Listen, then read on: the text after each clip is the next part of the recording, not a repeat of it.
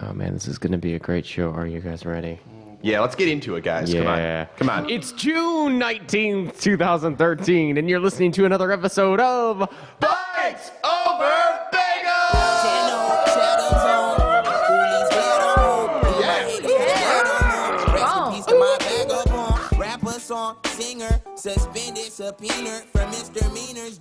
It's Chicago's favorite tech morning show. Joined with me in the studio, as always, is one Miss Heather Brown. Well, good morning, everyone. One Mr. Brett Mackey. Jingle, jingle. And everyone's favorite nemesis, Dave Seidler. Oh, yeah. Wow, good morning. I'm John Osler. We got another great show for you guys tonight. And this morning. We're confused about our time. It People, really pay is the attention, morning. Try It's to not focus. a slip.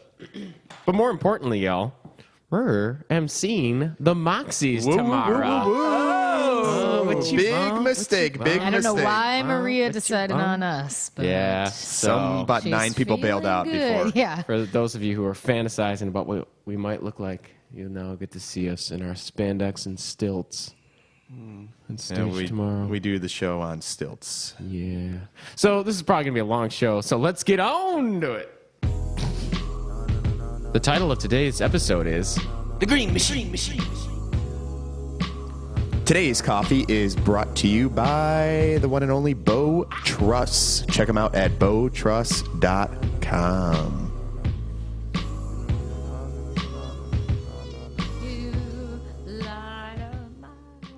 That's where we were going. That was really awkward. Whoa. Do you guys need a moment? It's going to be my ringtone. I was singing it to all of you guys. Nah. You all need a moment. Continue. I would. I'll take a moment with Brett. It's now time for the most important part of the show. Chicago. Start up. Madness! It's week 7. There's only one more week after Get this. scared. kidding. Get scared. Man. The kids. format, everybody, was 32 startups, 4 each week. You get 2 weeks to vote, and whoever moves on, it's like a bracket. I don't have to explain this too much, but the winner gets to get on the show. We're going to give him a sweet prize pack, which includes spending a day shadowing Dave and loving life. So let's get on to it. Brett, who are you representing this week? Eureka! This week, I'm soapboxing for Inventables.com. They're an online hardware store for inventors who are into DIY manufacturing. Anybody done it? No? Okay. Yeah, anyway. Those getting into, I guess, digital manufacturing is another way to put it. So they're using 3D printing, CNC milling machines, and some software tools and materials and stuff. So anyway, Inventables, they're the first marketplace to efficiently put all those supplies in the hands of the Etsyers and the makers and the Kickstarters. Or to put it another way, it's like this, you techaros. Imagine it's 3 a.m. and the cuckoo clock in your cranium just woke you up in a cold sweat with maybe a not-so-brilliant product idea to ride the heels of the hipster hysteria known as the handlebar mustache. What in the world? Mustache mugs and mirrors are so passé and no longer draw chuckles. But wait. What if that mustache sits atop brass knuckles? What a solid gold idea. So without a moment to waste, like the Lone Ranger mounting silver, you hop from your bed straight to your fixie and weave your way through the town to grab a caffeine elixir on a crusty old couch at Cafe Wormhole. And laptown in hand to Inventables.com you go. With a click of the trackpad, your 3D printer is on the back of a truck headed to your up-and-coming neighborhood. And only days later, you print the plastic prototype for the Whoop That Ass Mustache, a product soon to be featured in its final form on the shelves of your nearby Urban Outfitters, and responsible for upper hair lip impressions on the face of fools who found themselves in a fight after a few too many libations. Hipster on hipster violence. Some say it's the funniest kind. Yeah. According to Zach Kaplan, CEO at Inventables, DIY manufacturing is going to be the next industrial revolution. Prices are dropping on 3D printers and materials, and all sorts of new business and innovation is going to come about. So who wouldn't want to get behind that in our city? So let's take this crew to the next level and vote them up at Inventables. That's it. Wow. Wow, Brett. Wow. Jeez. Handlebar mustache. Taking over the world. Dave! Waking up in a cold sweat. Dave, what do you got? Gotta wake up in a cold sweat. Well, there's a lot of things I can say that kind of relate to Brett's story in this. There is this awesome company who just landed some funding the other day called Whittle. Whittle. WHITTL.com. They are making it super easy for you to compare, shop, and buy local services. So, say you want to find a karate class in your neighborhood. Well, you can go on to Whittle, and you can search all of the local karate classes, get reviews, and able to see prices. So this is not just like Yelp where you see reviews, but you can actually see prices. You can get discounts. You can see what your friends like. And you basically don't have to pick up the phone anymore to call places and ask what it costs. You can see it all online now. And it's based on whatever location you want. So pretty cool idea. Using a lot of things from the past, like Groupon and Yelp, but kind of putting it all in one place and making it easy. So search for services you need in your neighborhood, compare prices, and buy online and get savings. What a clever little name. You whittle down. You whittle it down. Whittle. Wow. Whittle. Wow. Heather, what you got? All right, girls. Today I have a company called Just the females. I'm talking to you boys. Oh, yeah. Fan Fueled. Brett, Yeah. Yep. do you like concerts? Oh, I love 'em. Dave, do you like social media? Yeah, like it. John, do you like making money? Nah. That might be true, right? Okay, feeling good.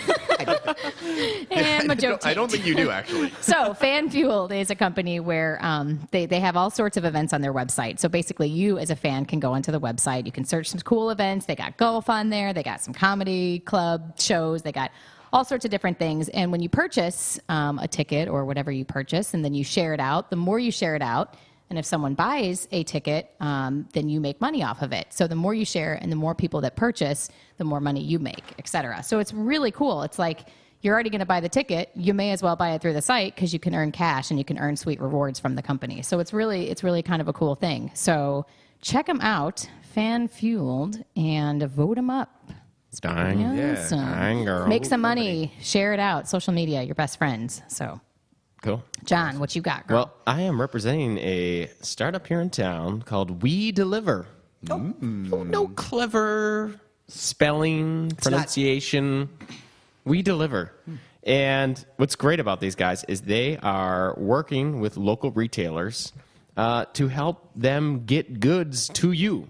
So the future is not calling some place and them telling you 45 to an hour and then you calling them like an hour and 10 and being like, where's my food? And like, I don't know. It could be food, flowers, anything. It doesn't have to be food related necessarily. But what We Deliver is doing is partnering with local shops here in Chicago. You should check it out. And providing a great web tool not only for you to track exactly where the goods are, but also providing a service to these companies who don't necessarily have the time, energy, or money to have their own delivery team ready to go at any given time. So they're really helping offload some of those moments when a retailer or you need something that day and they don't necessarily provide that service outright. So it's really cool. If you guys are familiar with places like TaskRabbit and companies who are like crowdsourcing the delivery, that's okay. I mean, that's a cool company too, and you know, you want to make sure you trust Joe Blow bringing your donuts to you from Dat Donut down south. But otherwise, if you need someone legit, if you're delivering a package that really means something and you want to provide great service to your client base here in Chicago, you got to check out We Deliver. Yeah, really great founder, Jimmy Odom, too. Can't go wrong. Good guy. Can't go wrong. So keep an eye out on them. Does everyone feel good? I do. There's only one more week. Oh, boy. Get your votes in. Get your votes in. So super quick, how do you vote? Go to BiteStoreBagels.com and click on the vote next to the company you feel is the best. The other way you can vote is just going on Twitter and using the hashtag Chicago Tech. Startup. That is. It's all one word. I apologize. But you will notice that there is several thousand 1,000? At least several hundred people using this hashtag, so it shouldn't be hard to find. And just tweet that out with the startup that you want to win, and that's all you have to do. Feel good? Good. Let's get on with the rest of the show. Today's bagels are brought to you by NYC Bagel Deli and Catering. Head on over there. You know what to do, and get yourself some kettle baked goodness today. Oh, it's good. Today's feature interview is with Chuck Templeton. He is the managing director of a little accelerator in town called Impact Engine. You were going to do it. I was going to go with you. I was going to be like, Impact Engine. No. Welcome to the show. Thank you. Good to be here. Awesome. So we always have to start these shows off with a little background for those of you out there who have never heard of Impact. So could you give us a little rundown of what that is? Sure. It's a 16-week venture accelerator focused on for-profit businesses that address an environmental and or societal issue. And so what we do is we put out a call for applications for early-stage entrepreneurs who have an idea that is a business that will address some of today's biggest challenges. And then what we do is we put them through a 16-week program in which we surround them with mentors, and we do a bunch of sort of startup 101 classes around everything from building a pro forma to using the internet to market, whatever the different needs that they may have. And at the end of it, we have a investor day in which we bring in a room full of qualified investors, and hopefully they can find the capital that they need to be able to continue to grow their business.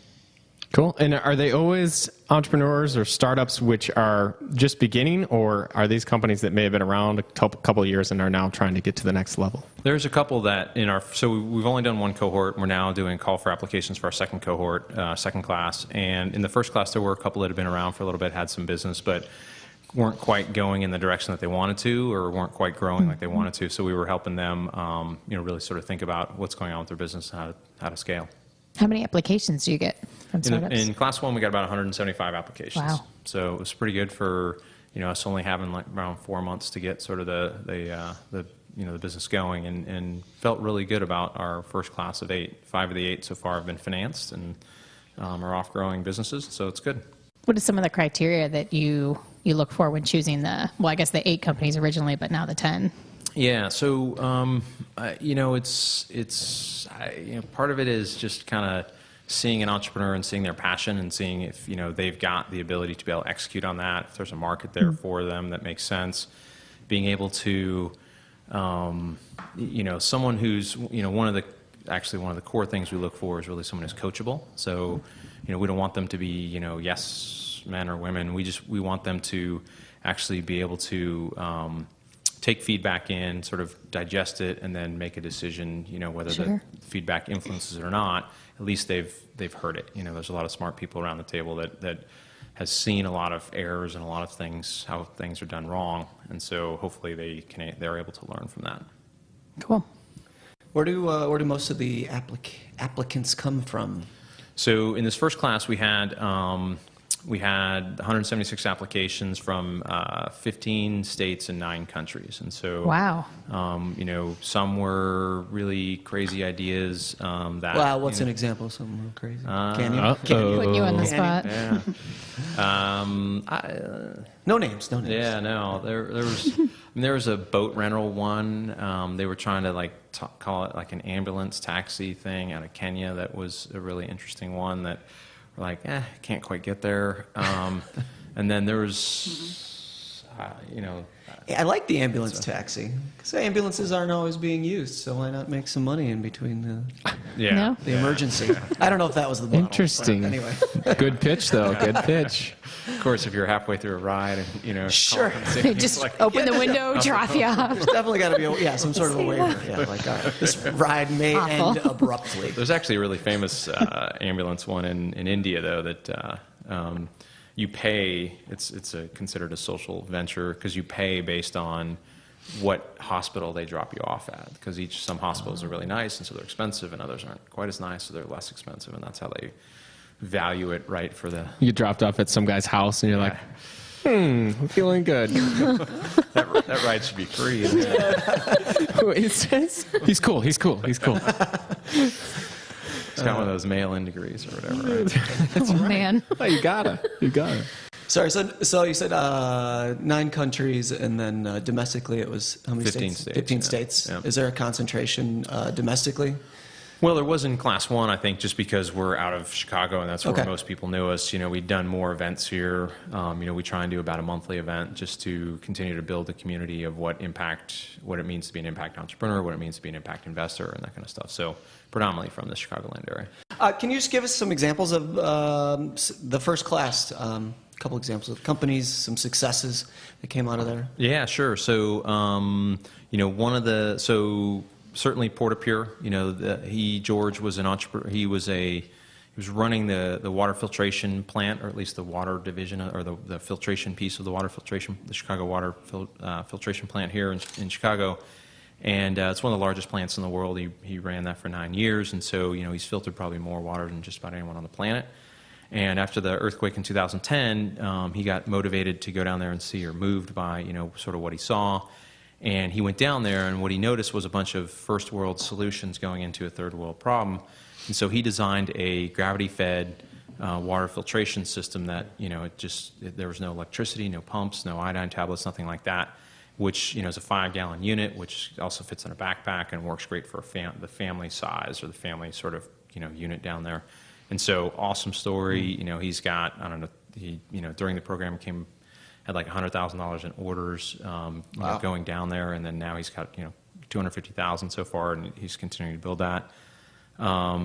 Another group, Think Circa. It's a woman here, Eileen, who used to be an administrator for CPS. She was a district leader, so she had like 80 schools that she was working with or under her. And with the Common Core state standards that are out there, I don't know if you remember from the debates, but Romney and Obama talked about these 46 state governors who've all gotten together and created this common learning platform. She was getting sort of flown all over the country, or she was getting asked to fly over the country and teach people this method. And so she decided to turn that into a software platform. And so she's out, she's raised I don't know, $500,000 or something like that, and she's got it. She's got a bunch of schools that are now signing up for it and starting. There's a lot of momentum that's coming out of what she's doing, and so it sort of the education industry is like it's like $1 trillion industry in the U.S. It's just this massive industry that needs a lot of overhaul, and so she's doing some great things. Yeah, that's really incredible. How did you get how'd you find your way on this path? I guess you've opened a few lemonade stands in your day, so this is quite a bit different. Yeah, so I sort of grew up with a green tint to myself, if you will. My dad was a big recycler, and back when I was in college, I used to collect the cold water that would come out of the bathtub and use that to flush, before the hot water came out, and use that to flush our toilet, and sort of a little bit had... That's aggressive, yeah. A little bit had this, green tint to myself, but, the real sort of spark for me was, and I got away from that a little bit, sort of getting in Silicon Valley and a lot of the tech industry there. But, with the birth of my first daughter, I wondered what the world might be like when she got older. And so the more I read, the more I got concerned. And then after a while, I sort of turned that concern into really thinking about it from an opportunity perspective. And so I think, the world is facing some huge challenges out there, but I think those are also huge opportunities for entrepreneurs to sort of rethink how business can be done. Mm-hmm. So you had other businesses before Impact Engine. So how did those businesses lend themselves to kind of getting you here and making this a success? Yeah, so after leaving OpenTable, I bounced around a little bit, helped turn around a couple companies, that were smaller ones, and wasn't quite the right fit for me ultimately long term. And then I got involved with a number of other companies out there from either an advisor, mentor, investor. I've been involved with over the years about 24 companies, something That's like all? that directly. Yeah. I've been fortunate because there's been some great successes out of there that, there's some of them we'll see, but, I've been involved with Grubhub and CleverSafe and Braintree and, some of these great organizations here in Chicago, sort of that they're all in their teens, they're kind of getting to that sort of, level and whatnot, and obviously have been able to work with some great entrepreneurs in doing that. So, for me, I spent a long time, the last 8 years or so, sort of reading books on, some of the challenges that we face and kind of getting my worldview on where we're going and what needs to happen. And then based on that, I set out a project called OSOE, was sort of tinkering around with it, and the idea was collaborative consumption. So how do you share things back and forth efficiently? Because the whole thought was, how do you build a business that doesn't sell anything? Sort of my whole thinking. And then from there, rotated into really trying to think about, where could I have the most impact with the skills that I had? When Linda Dare and Jamie Jones, the two founders of Impact Engine, were sort of out talking about it, they were both professors at Booth and Kellogg. I was an investor, so I said, "Yeah, I'm in. Sounds interesting. Really trying to formalize how you help build companies that address an environmental or societal issue, and do it in a for-profit way." Because I think there's a place for nonprofits, but there's just too many challenges from that. Let's talk about, actually, I don't know how educated everyone is listening. So let me just go through a list of things you're involved in right now, and you can correct me. So, director of Grubhub. Yep. We've got director of Gettable, director of TaskRabbit, which we just tried to use to get donuts the other day, and an advisor at Menuism. What the heck? Wait, can I also add one more to that? Yeah. That I read on, I think it was your Impact Engine profile. You are sniper qualified? Yeah. He was in the Army for 3 years, is that right? I'm just creeping right now. And he's sniper qualified. That's pretty legit. Please continue. The question is, what's your day like? Because that's a lot of, there's some big names in there, obviously. I've got, a short attention span, so it's nice to be able to work with a lot of really smart people. And there's a few other companies that I don't have official roles in, but, I've invested in, and so I work with them from time to time, and I'm working with these the eight Impact Engine companies. I don't know, it's just, every day is a different day. I'm probably doing too much and not as responsive as I should be in some issues. And you need to hire more TaskRabbits. For sure. Now, do these opportunities come to you, or are you actively pursuing them? Like, how did this evolve into the five, the Fantastic Five, plus sniper quality? Yeah. You start a company called OpenTable that has the success that OpenTable has, and you are in a very fortunate position that a lot of people, knock on your door and offer and see about stuff. And so specifically for Grubhub, Gettable, and TaskRabbit, they're local two-sided network models, right? And so OpenTable is sort of one of the first really successful local two-sided network models. And so, those are the types of areas where I think I can add value in companies, is sort of think through, how do we expand market by market? What do you do? And sales strategy and marketing strategy and those kind of things. So, in some of those I've probably done more than others around, offering thoughts or feedback from that perspective. But, and then, frankly, there's a halo effect that I benefit from the success that OpenTable's had. But I'll take it. For sure. Yeah, not a bad thing. So we've been asking everyone this question as well. What is your average bedtime? So right now I'm back into running. So I go in and out of running. So now I'm in bed 11, up at between 4:30 and 5. 4:30 and 5 every time. Yeah. Everyone we interview gets up early, except for Justin Howard from Sprout Social. Sprout Social. Yeah, that dude sleeps a lot. He sleeps in. He's my kind of guy. I'm kidding. I don't know. That's amazing. Yeah. So are you replying or starting emails then so that people get sniped as soon as they come into work? It depends. So I like to consume off this. I'm not a big fan of actually writing, emails. But if I can sort of get through the ones that are unopened, I can do some pondering while I'm out running or making the kids breakfast or whatever. So, I'm always on it. I think it's easier to sort of sift through stuff from time to time and ponder than try and, set very specific blocks. I've heard all the time management, suggestions. 4-hour work week. Yeah. Classic Chuck. Yeah, Tim Ferriss, so. There's a lot of startups and people starting companies who listen to this podcast. Is there any advice you'd give them? I mean, there's so many people who would like to do environmentally conscious things. Is there any sort of maybe global advice or little ways that someone who's got a startup who isn't necessarily thinking about the environment could do something to make an impact? Yeah, I mean, I think the easiest thing that they could do, and you can worry about getting your business model there, but it's to really think about the operations of your business.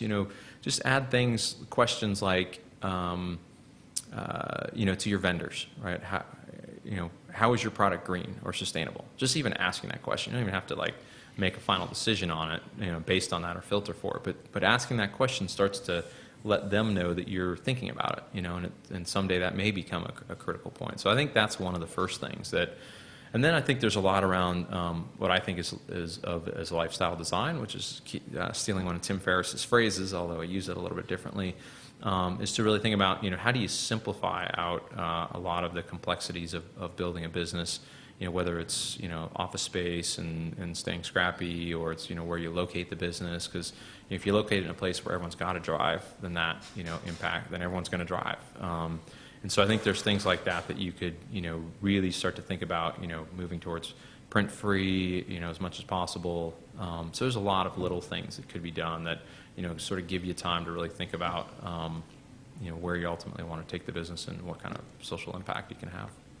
Is there a threshold that makes a startup appropriate for applying for Impact Engine? Is there because we could be like, you know what, Chuck, we just don't print anything. Yeah. We recycle. I mean, does it need to be, I guess explain that. What makes a startup a candidate, a potential candidate? Yeah. There's a little bit of black magic. So the reality is right now I'm the filter.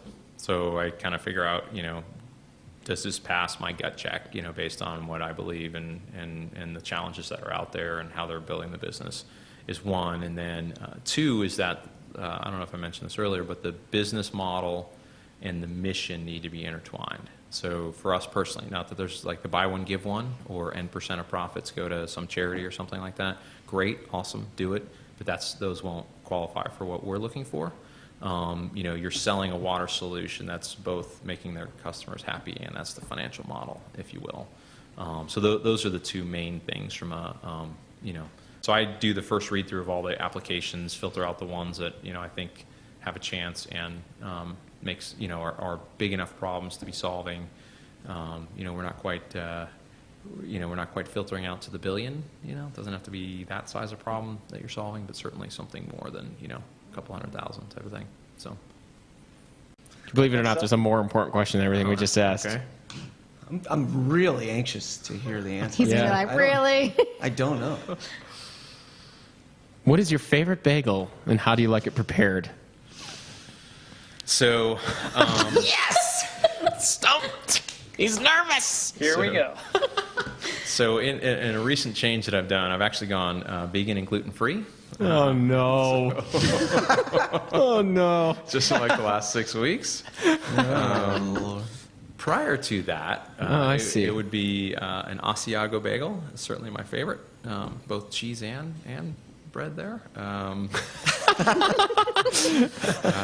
then That was the... He's shaking a little bit now, just talking about it. This is going to be blackmail later. And then let me see. Plain. I'm always a big fan of plain. If it's whipped. Yeah. Wow. Oh, yeah. plain? Oh, plain cream cheese. Yeah. Okay. But whipped, that's good. Yeah. That's good. Toasted? Toasted for sure. Oh, for sure. Got to be toasted. Well, Chuck, thanks for stopping by in the middle of this crazy schedule of yours. Sure. We're excited to see what happens. Year 2. Yes. It begins, the legacy. Applications open until June 30. Awesome. Perfect. So if you guys are not just giving a little donation away, if your business is environmentally centric, is that the right way to say it? It's a good way. I like it. Man, you should check out the program, check out the website, and the website, Twitter. What's the best means to start probing the interwebs? TheImpactEngine.com. All right. Very good. Well, thanks, man. Best of luck. Thank you. Appreciate it. Thanks, Thanks for having me. If there was Bringing us the beats today is Chance the Rapper. Check him out at chanceraps.com or bitesoverbagels.com. Roses are red. Moses And that concludes episode 18 of Bites Over Bagel! Join us next week on the show where we'll feature Nick Rosa, Managing Director of Sandbox Industries. It's pretty interesting. He's taking over the world. As always, you can check us out on the Facebooks, the Twitters, and the Instagrams. And finally, we added Vine to the mix, so you're going to see some sweet videos at 6-second increments of us doing some of these shows and editing them and generally losing our minds. Finally, don't forget startups. Chicago Tech Startup Madness is on. Vote your startups up to get them to move on. That concludes our show, everybody. Have a good morning.